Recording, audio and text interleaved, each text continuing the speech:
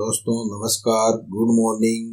MSR पाठशाला में आपका स्वागत है। मैं महीप सिंह आज आपके लिए लेकर आया हूं प्रतियोगिता परीक्षा की तैयारी हेतु विज्ञान विषय की आरबीएसई, सीबीएसई, आईसीएसई बोर्ड व पुराने पेपरों से निर्मित बड़ी महत्वपूर्ण प्रश्नोत्तरी पार्ट 4, जिसमें दोस्तों आज अपन कार्बन एवं उसके यौगिकों जो कि आरबीएसई, सीबीएसई इनमें अध्याय 4 है, उसके महत्वपूर्ण प्रश्न और पुराने पेपरों में जो आए हुए प्रश्न हैं, क्वेश्चन आंसर हैं, उनके बारे में 1 बाय 1 अध्ययन करेंगे दोस्तों।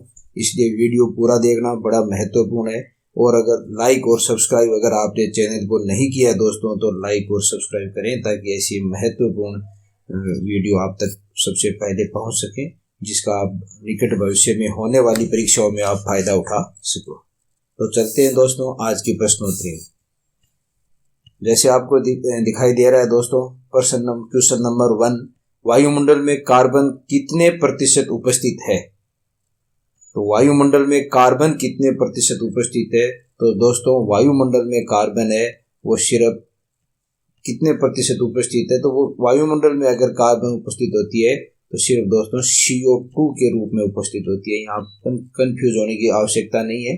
CO2 के रूप में वायुमंडल में कार्बन उपस्थित होती है। तो कार्बन कहने का अर्थ है, इसको अपन ऐसे भी कह सकते हैं कि कार्बन डाइऑक्साइड वायुमंडल में कितनी प्रतिशत उपस्थित है। तो दोस्तों इसका आंसर आपको शायद पता होगा, क्योंकि बड़ा ही आसान आंसर है कि वायुमंडल में कार्बन कितनी प्रतिशत उपस्थित है। तो यहाँ पर इसका आंसर है दोस्तों 0.03% कार्बन वायुमंडल में उपस्थित होती है, अर्थात कार्बन डाइऑक्साइड 0.03% उपस्थित होती है। उसी प्रकार नेक्स्ट क्वेश्चन की ओर चलते हैं। क्वेश्चन नंबर 2, आयनिक यौगिकों के निम्न में से कौन से लक्षण नहीं है? तो दोस्तों आयनिक यौगिक वो होते हैं जो कि आयनों के आदान प्रदान से बनते हैं, अर्थात बद मजबूत होते हैं। तो ये सबसे पहले बेसिक जानकारी आयनिक यौगिकों की पता होनी चाहिए। अब ये यहाँ थोड़ा सा गलत शब्द गया। गलनांक उच्च होते हैं, क्वथनांक उच्च होते हैं, गलित अवस्था में विद्युत के सुचालक हैं। ये बंध एक दुर्बल बंध है। तो दोस्तों क्वेश्चन को थोड़ा सा ध्यान से पढ़ना चाहिए ऐसी कंडीशन में कि आयनिक यौगिकों के निम्न में से कौन से लक्षण नहीं है पूछा गया है। हाँ, लक्षण कौन से हैं नहीं पूछा गया है। तो चूंकि मैंने आपको पहले ही बताया है कि आयनिक यौगिक हैं वो मजबूत बंध होते हैं, आयनों के आदान प्रदान से बनते हैं, इसलिए इनके गलनांक भी उच्च होते हैं, क्वथनांक भी उच्च होते हैं दोस्तों।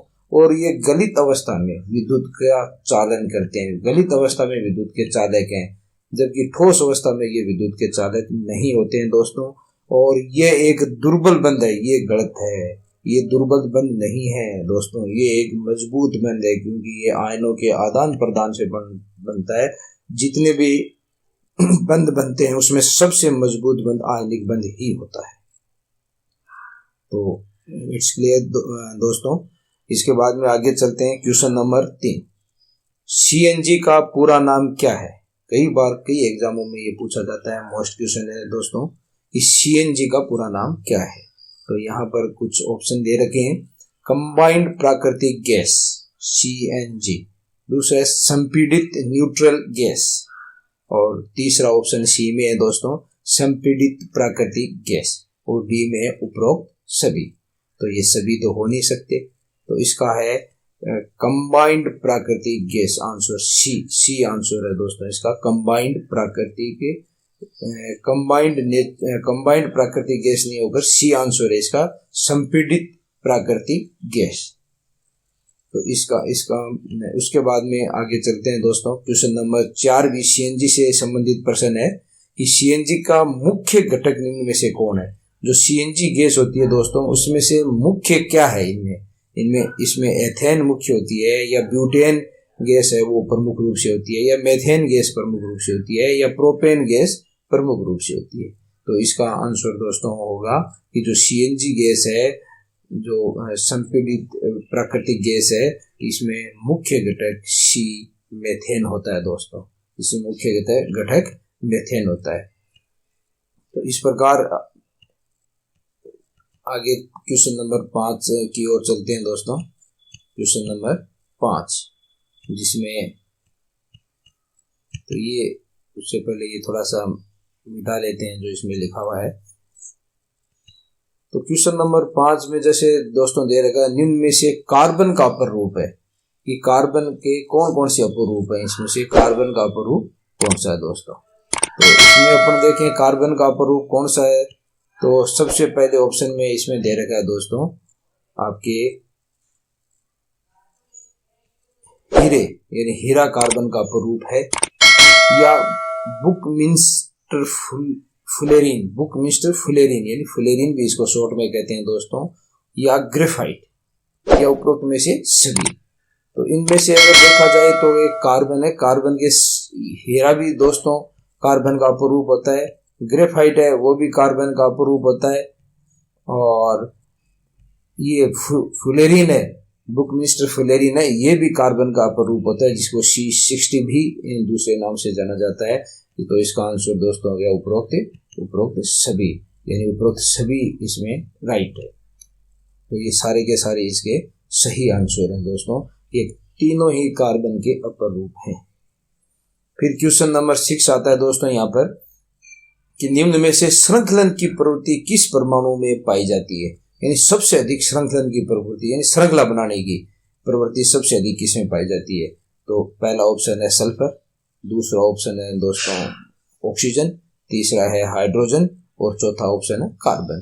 तो श्रृंखलन की प्रवृत्ति दोस्तों सबसे अधिक कार्बन में पाई जाती है।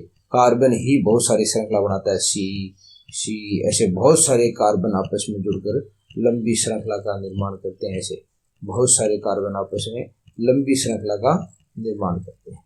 और इसमें भी दोस्तों अगर देखा जाए तो फुलेरिन है, फुलेरिन को C60 भी कहते हैं, फुलेरिन का दूसरा नाम C16 भी है। ये भी कई बार एग्जाम में सीधा भी पूछा जाता है। तो यहाँ पर आंसर हो गया दोस्तों कि श्रृंखलन की प्रवृत्ति किसमें पाई जाती है, तो वो पाई जाती है कार्बन के अंदर। तो सबसे अधिक श्रृंखलन की प्रवृत्ति कार्बन के अंदर पाई जाती है। फिर क्वेश्चन नंबर 7 है दोस्तों, कार्बन कार्बन परस्पर आबंध बना सकते हैं निम्न में से, यानी कितने कार्बन कार्बन के बीच में कितने आबंध बन सकते हैं दोस्तों। तो एक तो एकल आबंध बन सकता है, द्विआबंध बन सकता है, त्रिआबंध बन सकता है, या उपरोक्त सभी। तो इनमें से दोस्तों उपरोक्त सभी, डी आंसर है, उपरोक्त सभी प्रकार के बंध हैं वो कार्बन कार्बन बना सकते हैं। यानी कार्बन और कार्बन के मध्य सिंगल बंध भी होता है दोस्तों, कार्बन कार्बन के मध्य डबल बंध भी होता है, ऐसे द्विबंध भी होता है। ये बेसिक नॉलेज है जो कि अपन अब सीख रहे हैं। और कार्बन कार्बन के मध्य त्रिआबंध भी होता है। ये दोस्तों मैं आपको क्वेश्चन आंसर समझाते हुए कर रहा हूं ताकि इनके इर्द गिर्द जितने भी क्वेश्चन आए आप सभी को बड़ी भांति कर सको।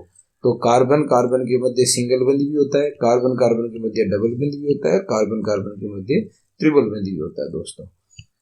इस प्रकार कार्बन में तीनों बंध पाए जाते हैं।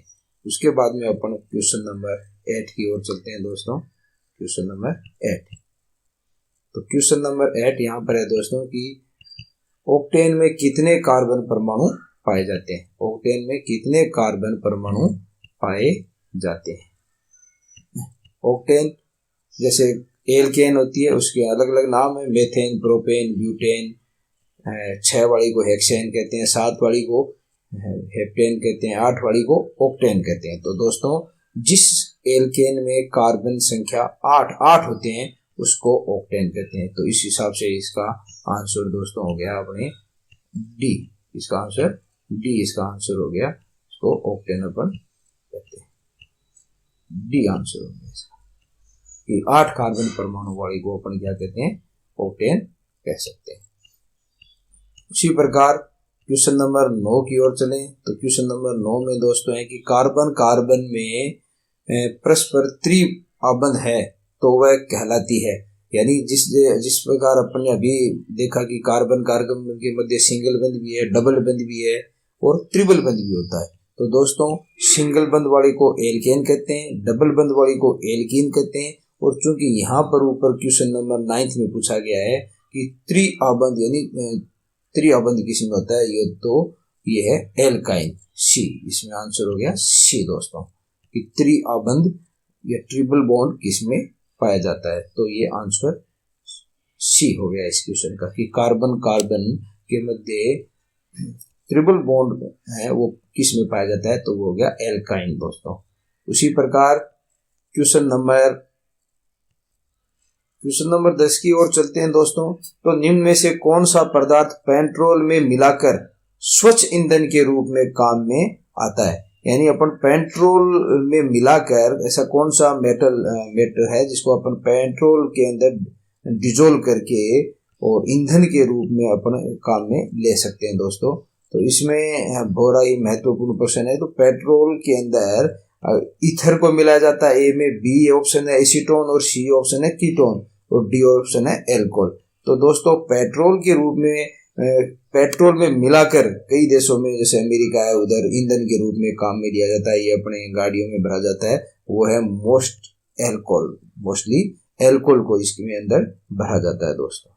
उसी प्रकार दोस्तों क्वेश्चन नंबर 11 है सिरका है। यानी सिरका क्या है, बड़ा ही महत्वपूर्ण है ये सिरका। इसको अचारों में और बेकरी में भी इसका उपयोग किया जाता है दोस्तों। इसका मतलब केक में जो है उनमें डबल रोटी में इनमें जो फुलाने के लिए या छेद करने के लिए इनमें इस प्रमुख रूप से इसका सिरका का उपयोग होता है। ये है क्या दोस्तों, तो ऑप्शन ए में है एसिटिक अम्ल का विलयन है, या एसिटिक अम्ल का 3 से 4% विलयन है, या एसिटिक अम्ल का 10 से 20% विलयन है, या उपरोक्त में से कोई नहीं दोस्तों। तो इससे ये तो 13 ऑप्शनों से कि इसमें एसिटिक अम्ल का विलयन तो है दोस्तों, लेकिन इसमें 3 से 4% विलयन वाला सही है दोस्तों कि एसिटिक अम्ल का 3 से 4% विलयन होता है सिरका। तो ये बड़ा ही महत्वपूर्ण प्रश्न है दोस्तों। उसी प्रकार देखो आगे क्वेश्चन है क्वेश्चन नंबर 12। खाना बनाते समय यदि बर्तन की तली बाहर से काली हो रही है तो इसका मतलब ये है कि दोस्तों भोजन पूरी तरह नहीं पका है, ईंधन आर्द्र है, ईंधन पूरी तरह से नहीं जल रहा है, या ईंधन पूरी तरह से जल रहा है। तो इन चारों ऑप्शनों में से दोस्तों थोड़ा सोचो क्या होगा कि खाना बनाते समय यदि बर्तन की तली बाहर से काली हो रही है, अगर बाहर से काली हो रही है दोस्तों, बाहर से काली हो रही है तो इसका क्या अर्थ है मोस्टली, तो इसका अर्थ ये है कि ईंधन पूरी तरह से नहीं जल रहा है दोस्तों। तो आंसर हो गया सी, ईंधन पूरी तरह से नहीं जल रहा है इसलिए ये बर्तन है वो काले होते हैं। उसके बाद में दोस्तों क्वेश्चन नंबर 13, निम्न में से एल्डिहाइड प्रकार्यात्मक समूह का फॉर्मूला है। यानी ऐसा कौन सा एल्डिहाइड का कौन सा फंक्शनल ग्रुप है दोस्तों, इसमें फंक्शनल ग्रुप एल्डिहाइड का कौन सा है। तो इसमें एल्डिहाइड है क्या CHO होता है, या CO होता है, या COH होता है, या OH होता है। कई बार ऐसे क्वेश्चन भी पूछ लिया जाते हैं। तो इसमें दोस्तों ए ऑप्शन सही है कि CHO समूह जिसमें होता है उसे एल्डिहाइड कहते हैं, और CO समूह वाले को कीटोन कहते हैं, और COOH समूह जिसमें होता है दोस्तों उसे अम्ल कहते हैं, और OH समूह वाला है उसे एल्कोहल कहते हैं। तो ये कुछ प्रमुख तत्व हैं, ये यौगिक हैं जिनके सूत्र हैं, ये भी थोड़ा बहुत देख लेना चाहिए। ये दोस्तों 10th लेवल की किताब से ही है, NCERT है, CBSE है, ICSE है, और पुराने पेपरों से ही क्वेश्चन लिए गए हैं, इसलिए ये सामान्य विज्ञान के प्रश्न है, ये सभी परीक्षाओं में आने वाले प्रश्न। क्वेश्चन नंबर 14 को देखें दोस्तों। तो निम्न में से बेंजीन का सूत्र है, निम्न में से बेंजीन का सूत्र है। तो बेंजीन का सूत्र देखो दोस्तों कौन सा है, C6H12, C6H6, C6H6 Cl6, या C6H12O6। तो इसमें से दोस्तों बेंजीन का सूत्र होता है C6H6, ये सूत्र होता है। बेंजीन अपने आप में एक बहुत ही महत्वपूर्ण यौगिक है विज्ञान के, रसायन विज्ञान का, इसलिए इसको पूछ लिया जाता है कई बार। फिर क्वेश्चन नंबर 15 है दोस्तों, कार्बन परमाणु की संयोजकता होती है। जो कार्बन परमाणु है, जो कि कार्बन से संबंधित अपन चैप्टर पढ़ रहे हैं, कार्बन की संयोजकता यानी वो कितनों से बंध बना सकता है, उसके बाह्यतम कोश में कितने इलेक्ट्रॉन होते हैं, उसी को संयोजकता कहते हैं दोस्तों। तो कार्बन परमाणु की संयोजकता होती है ऑप्शन ए में 6, बी में 5 और सी में 4 और डी में 2। तो कार्बन की वैलेंसी दोस्तों कहते हैं कार्बन परमाणु की वैलेंसी कितनी होती है, 4 होती है। कितनी होती है, 4। तो इस प्रकार ये 15 क्वेश्चन दोस्तों मैंने बनाए हैं चैप्टर 4 कार्बनिक यौगिक व उसके रसायन। महत्वपूर्ण क्वेश्चन है जो आरबीएससी, सीबीएसई और एनसीईआरटी और आईसीसीएस बोर्ड वो पुराने पेपर से देख के बनाए। इन प्रश्नों से बाहर से नहीं आएगा। अगर विज्ञान की किसी भी प्रकार की परीक्षा हो रही है, चाहे रीट हो, सेकंड ग्रेड का एग्जाम हो, इनसे सभी प्रकार इन प्रश्नों के लिए सामान्य विज्ञान के प्रश्न से बाहर दोस्तों नहीं आएंगे। धन्यवाद। अगर आपने चैनल को सब्सक्राइब नहीं किया दोस्तों तो लाइक और सब्सक्राइब करें। आपका अपना प्रिय दोस्त महीप सिंह राठौर।